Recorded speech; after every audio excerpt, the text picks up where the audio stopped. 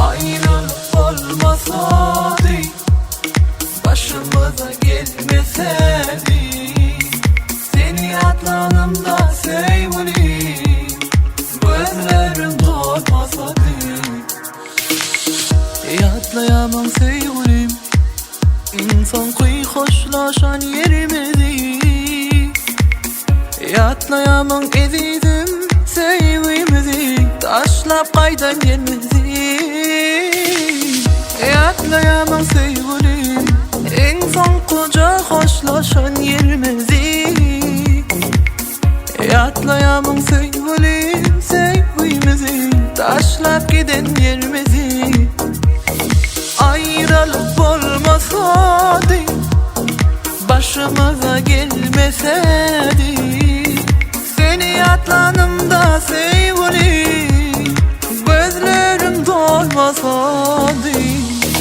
Ayrılık olmasaydı, başımıza gelmeseydi, seni atlanımda sevgilim, gözlerim dolmasaydı.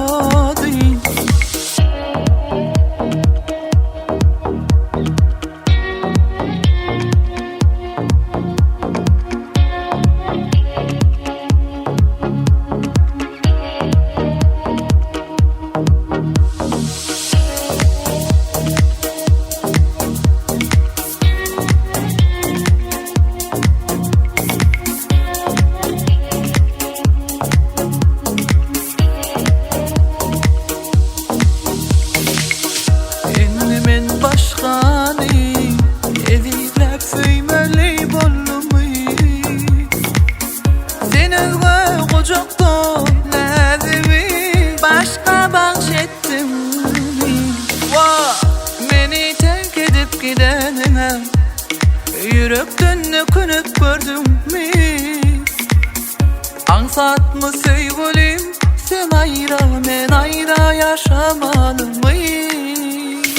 Ayrılık olmasaydı, başımıza gelmeseydi, seni atlanımda sevgilim, gözlerim dolmasaydı.